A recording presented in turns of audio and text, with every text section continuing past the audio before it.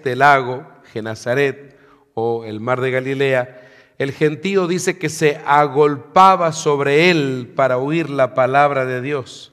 Aquí podemos observar algunas cosas muy importantes. En primer lugar, este lago de Genesaret, como ya les dije antes, también se lo conoce con el nombre de mar de Galilea o de Tiberíades. Pero si nos preguntáramos por qué Lucas dice que la gente se agolpaba, bueno, este asunto de agolparse es juntarse en un lugar, es como aglomerarse, amontonarse, apelotonarse, hacinarse, apiñarse, reunirse, juntarse, concurrir, apretarse unos a otros. Todo eso significa esta palabra que se agolpaban. Qué grande entonces multitud seguía al Señor Jesús, ¿verdad? Yo no sé si su imaginación le alcanza a usted a imaginarse lo que sería eso. No estamos hablando de un grupo de 20 o de 30 personas, amados míos, ni siquiera de 100 o de 200. Dice multitudes. Cada vez que usted lea en la Biblia la palabra multitud significa miles, muchos más de 1000 o de 2000, muchísimo más. Ahora, ellos le dicen que querían escuchar, la palabra. Pero, ¿para qué querían oír la palabra?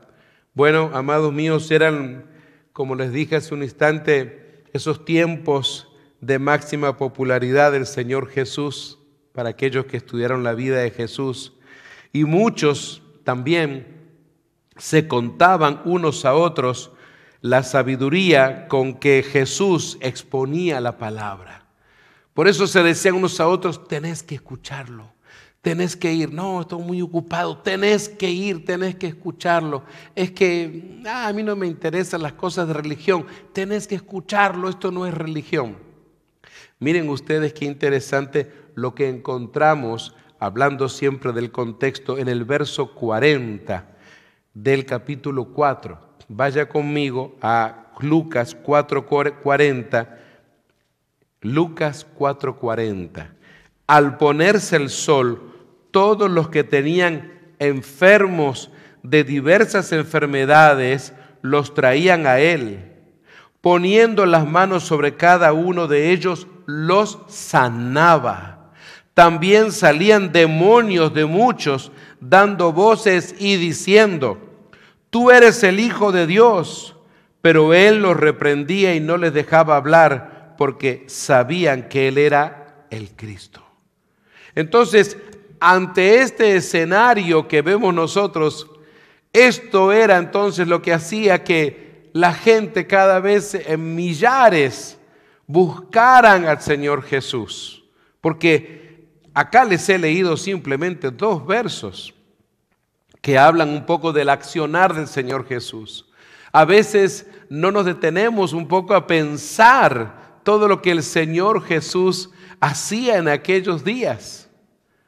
Cada día, cada hora, cada minuto, el Señor Jesús estaba compartiendo el evangelio del reino. Eso es lo más importante. Y saben ustedes, amados míos, que en el verso 2 ocurre algo muy interesante. Dice que Jesús vio 2 barcas que estaban cerca de la orilla del lago. Me gusta que el Señor Jesús siempre está atento a cualquier oportunidad para compartir el evangelio. Y muchas veces a hacerlo de maneras que usted y yo no lo haríamos de repente. O no se nos hubiese ocurrido hacer algo así. Los pescadores ya habían descendido de la barca y ahora estaban, dice Lucas, lavando sus redes. Noten ustedes que si nos preguntáramos por qué los pescadores de aquellos tiempos solían lavar las redes, esto era parte, amados míos, del trabajo diario después de una jornada de pesca, y usualmente cuando se están lavando estas redes, En el caso de los que pescan en aguas saladas, aunque esto era agua dulce, pero en el caso de los que pescan en aguas saladas, tienen que lavar sus redes con agua dulce, porque el agua salada deteriora el hilo, la red se hace daño, se seca y se rompe con más facilidad. En este caso era también para sacar algunas algas que pudiesen haberse metido en las redes. El mar de Galilea, del cual estamos hablando, justamente en su fondo tiene muchísimas algas. Y fíjense ustedes que ellos aprovechaban también para reparar, porque con el uso, obviamente diario, las redes a veces solían romperse en alguna parte. Y obviamente si esa rotura no se arreglaba, no se solucionaba, por allí se iban a escapar los peces. Así que estaban ya haciendo eso. Vamos a notar nosotros entonces algo interesante luego, porque estos pescadores estaban haciendo su trabajo, sí, pero parece ser que no estaban muy contentos por lo que había pasado, lo que había sucedido durante la jornada nocturna. Entrando en una de aquellas barcas, y este es el Señor Jesús, la cual era de Simón, le rogó que la apartase de tierra un poco, y sentándose enseñaba desde la barca a la multitud. Esto era algo que nunca nadie había visto en aquellos días. Usted dirá, no hay nada de raro, hay mucho de extraño. No era algo habitual. Y jamás un maestro de la Biblia, porque a él también le decían rabí, nunca hacía esto. Siempre los lugares de predicación para cualquier rabí era la sinagoga, el templo, nada más. Pero noten ustedes entonces que el Señor Jesús ha hecho algo completamente distinto. Ahora, ¿por qué Jesús decide subirse a una barca si ya no era la hora de la pesca? Noten ustedes que vemos aquí que Lucas nos aclara que el objetivo de Jesús no era el de ir a pescar, sino el de enseñar a la multitud. Había una enseñanza que él quería dar. Y amados míos, siempre a manera de aplicación a nuestras vidas, hay algo que el Señor Jesús siempre quiere enseñarnos. Amén. Fíjense en ustedes que cuando terminó de hablar, dijo a Simón, y este Simón es Pedro, el mismo Pedro, le dijo: boga mar adentro y echad vuestras redes para pescar. Ahora, Lucas dice que Jesús terminó de hablar, aunque no nos dice de qué les habló. No sabemos. ¿De qué les habló el Señor Jesús? ¿Cuál fue el tema, el tópico de su sermón, de su enseñanza? No lo sabemos. Lo que sí sabemos es que estuvo allí un tiempo compartiendo la palabra. Así que entonces, aunque esto no lo sabemos, luego le pide algo a Simón. Termina de su enseñanza y llamando a Pedro, y esto parece ser que no tiene sentido. Lo que va a ocurrir ahora realmente no tiene sentido. No era algo habitual. Noten ustedes, le dice el Señor Jesús, y Jesús aquí debemos de aclarar algo. Jesús quiere que Pedro lleve la embarcación más adentro y pesque allí. Boga mar adentro significa poner los remos y volver a remar. Ahora, esto implicaba entonces volver a meter las redes al barco otra vez, subirse a la embarcación, comenzar a remar. Esto no era algo que se hacía en 2 minutos, hermanos. Era todo un procedimiento que se debía de llevar. Recuerden, no se olviden el escenario. Hay una multitud que están así, mirando. Qué raro. Jesús le pidió a los pescadores, no todos sabían que ahí estaba Pedro y Juan y los hijos de Zebedeo, pero la multitud estaba mirando, como siempre, observando a Jesús. porque ahora estaba ocurriendo algo inédito. Y qué interesante es que respondiendo Simón Pedro, le dice, maestro, interesante, rabí, toda la noche hemos estado trabajando y nada hemos pescado. Hasta ahí dice. ¿Cuál es el argumento aquí que vemos en Pedro? Él dice, en primera instancia, Pedro entonces argumenta que durante la noche no pudieron pescar absolutamente nada. De alguna manera no tiene sentido pensar entonces que podrían pescar a esa hora del día. Ya el sol se había levantado. Ya entonces los peces están en lo más profundo del mar cuando sale el sol. Así que entonces no podría nadie imaginarse que iba a haber pesca a esa hora. Pero fíjense en ustedes entonces que Pedro, sin embargo, Pedro decide hacerle caso a Jesús en su nombre. Y es interesante la expresión de Pedro, por tu palabra. Si hubiera venido otro, no, pero por tu palabra. Algo está sucediendo ya allí en la vida de Pedro. La palabra ya había estado llegando a la vida, a la mente, al corazón de Pedro. ¿Qué ha estado haciendo últimamente la palabra en tu vida? La palabra que tú lees en la Biblia, la palabra que tú escuchas. ¿Qué es lo que está haciendo? ¿Qué es lo que está ocasionando en tu vida en estos días? ¿Sabes? Dice entonces la Escritura que Pedro decide hacerle caso a Jesús en su nombre. La petición de Jesús parecía verdaderamente una locura, ya que ellos la habían intentado toda la noche.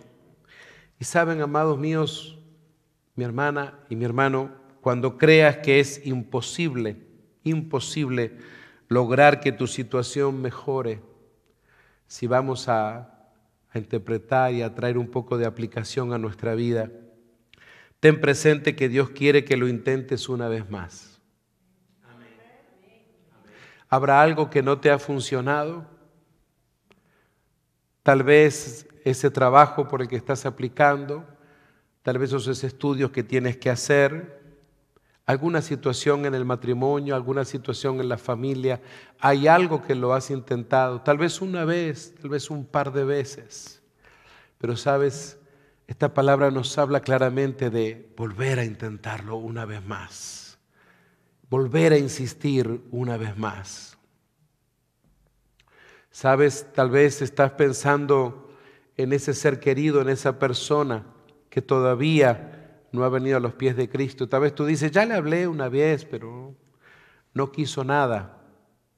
Mira, es tan necesario insistir una y otra vez.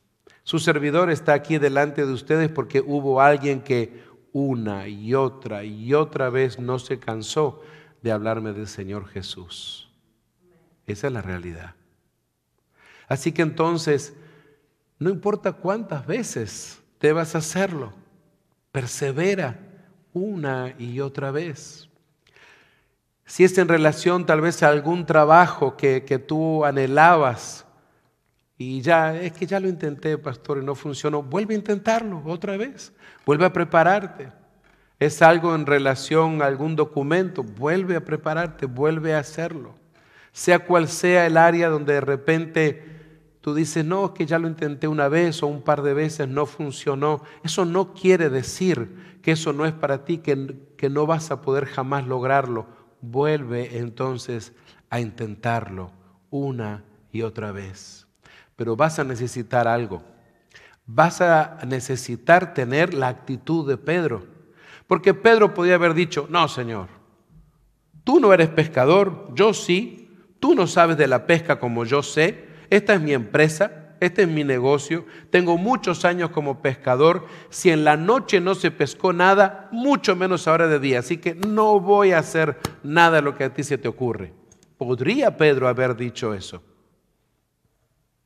Pero sin embargo, hay un cambio de actitud en este Pedro y decide por la palabra de Jesús hacerlo. Cuando ores, recuerda siempre decir en tu nombre Jesús, ¿sí? Por tu palabra Jesús, en tu nombre Jesús todo mejorará. Podemos lograr cambios en nuestras vidas, en la de los demás, siempre que confiemos en Dios, pidiendo todo en el nombre de Jesús. Amados, tengo que confesarles que no sé cuándo va a ocurrir tu milagro. Yo no lo sé. Soy incapaz de decirte cuándo ese milagro que estás esperando va a ocurrir. Desde mi perspectiva humana, yo no puedo decirte cuándo eso va a ocurrir. ¿Cuándo va a pasar eso en tu familia? ¿Cuándo va a suceder eso en tu trabajo? Ese deseo de tu corazón. Lo único seguro es que cuando ocurra tendrás que estar lista y listo para recibir esa bendición. Mientras perseveras una y otra vez. Noten ustedes el versículo 6 dice, y habiéndolo hecho, o sea, habiendo obedecido, encerraron gran cantidad de peces y su red se rompía. ¿Qué cantidad tan grande de peces podía haber en aquellas redes que lograban romperlas? No crean ustedes que las redes eran de un hilo así como el que usted usa para coser. No, estamos hablando que era algo fuerte en realidad. Sin embargo, se rompían por la gran cantidad de peces. No porque sean de mala calidad las redes, sino por la cantidad y la abundancia que en ese momento estaban pescando. El milagro era realmente grande. ¿Se imagina usted a la gente en la orilla viendo todo esto? ¿Cómo estarían ellos observando todo lo que está pasando y pensando y reflexionando? Entonces, algo más ocurrió, porque hicieron señas Simón Pedro con sus compañeros a otros compañeros que estaban en la otra barca para que viniesen a ayudarles, y vinieron y llenaron ambas barcas, no una sola, ambas barcas, de tal manera que ahora no solo se rompían las redes, sino también se hundían las barcas. O sea, si usted todavía no se imagina qué tan grande era la bendición, imagínese usted qué tan grande era la cantidad de peces que estas embarcaciones comenzaban a hundirse. Así que lo que vemos acá, que el milagro alcanza a muchos más. Qué interesante que el milagro del Señor para Pedro y su grupo no se quedó ahí, alcanzó a muchos otros también. Muchas veces cuando Dios hace un milagro en tu vida, va a llegar a otros, va a poder alcanzar a otros. Tu milagro va a ser para bendecir a otros también, pero debes creerlo de todo corazón. El versículo 8 dice que viendo esto Simón Pedro, y aquí sucede un acontecimiento impresionante en la vida de Pedro especialmente. Noten ustedes que Lucas en algunos momentos nos está hablando de lo que sucede con la multitud, de lo que sucede en el escenario en sí, pero en otros momentos nos habla de una persona, como si este pasaje estuviera escrito para Pedro, porque Pedro entonces cayó de rodillas ante Jesús diciendo: apártate de mí, Señor, porque soy hombre pecador. Qué interesante es, parece ser que hasta aquí algo sucede. Pedro, tal vez algunos lo veían como un seguidor más de Jesús. Es un pescador, sí, que sigue a Jesús eventualmente, porque no era parte del grupo. Pero noten ustedes ahora, Pedro entonces necesitaba vivir una experiencia de estas que llegase a tocar fuertemente el corazón de Pedro. Así que entonces Pedro ha reflexionado en todo lo que ha ocurrido. Ahora entonces Pedro deja salir una frase de sus labios. Y es interesante que Pedro se siente tan indigno porque él comienza a autoevaluarse y dice, yo no merezco estar con este hombre, yo no merezco estar con Jesús, yo no merezco estar con él, mejor que se aparte de mí porque soy pecador. ¿Cuáles serían los pensamientos que vendrían para el pobre Pedro, verdad? Apártate de mí, Señor. Y el argumento, la excusa es porque soy hombre pecador. Es decir, Pedro está reconociendo la santidad de Jesús, que es tan fuerte. Y Pedro dice, yo no puedo estar contigo, no puedo estar con un hombre tan santo.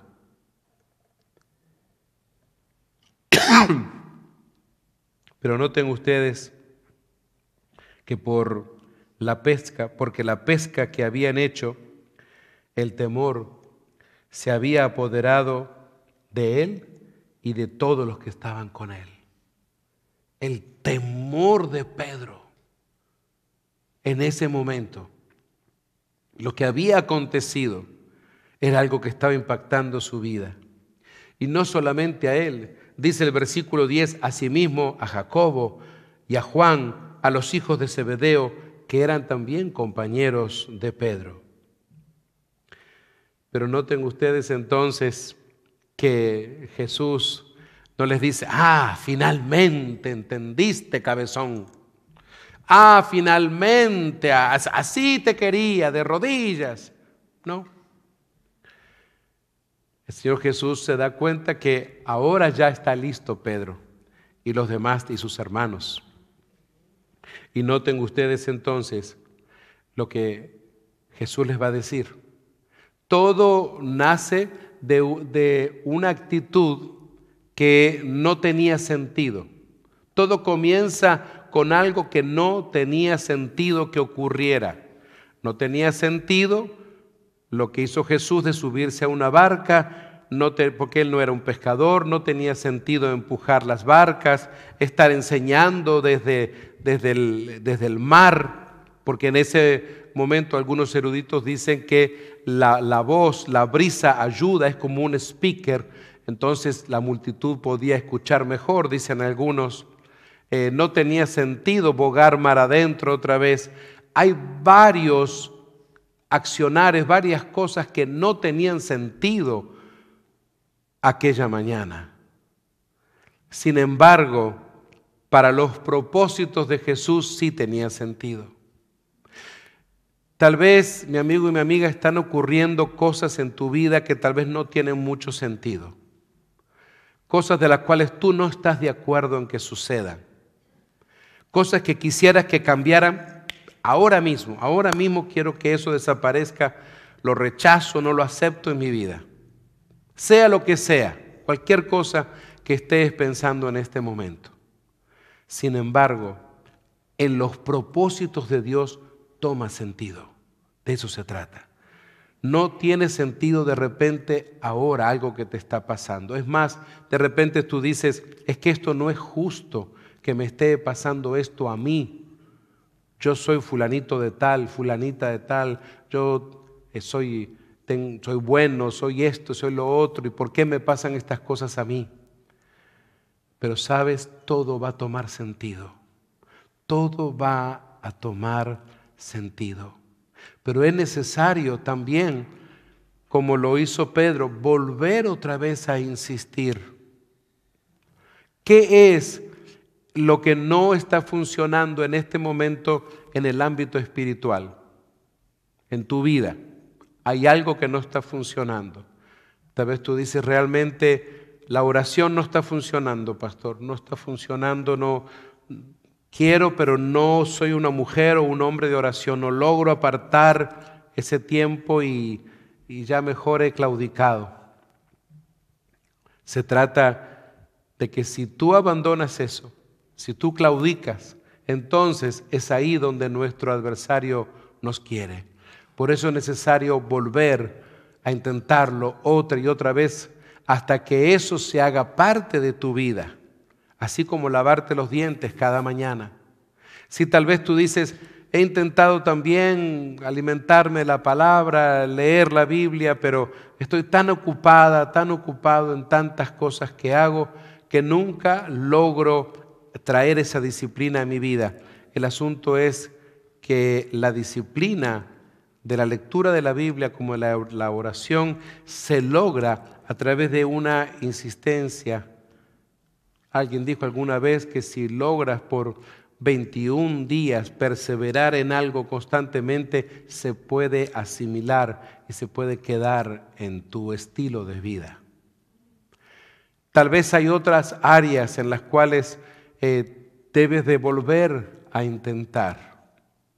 Puede ser en el ámbito secular, puede ser en el ámbito de tu trabajo, alguna situación en el área de los estudios. Tal vez hay algún joven que me está escuchando y que ha intentado tal vez ingresar a la universidad o a una carrera corta, lo que sea, y de repente ya se ha tirado la toalla, dice, no, mejor me dedico a trabajar y listo. Pero sin embargo, es necesario que lo vuelvas a intentar la cantidad de veces que sea necesario. Volver a intentarlo. Tú piensa en qué área esta porción de la palabra te está hablando para que lo vuelvas a intentar. Pedro le tocó entonces entender lo que estaba sucediendo en favor de su vida. Y noten ustedes que lo que va a ocurrir o lo que ocurrió en ese momento, aquella mañana, marcó su vida. Fue un parteaguas, un antes y un después en la vida de Pedro. ¿Qué cosas en tu vida son un antes y un después? Piensa. Hay acontecimientos en tu vida que tú dices, bueno, esto que ocurrió es el parteaguas de mi vida. El antes y el después, aquí, en determinada situación. Cada uno de los que estamos aquí reunidos y mis amigos y amigas allí en las redes también, siempre algo hay. A veces puede ser que existan más de un parteaguas, o dos, o tres tal vez, pero hay uno que siempre va a ser el más importante de tu vida.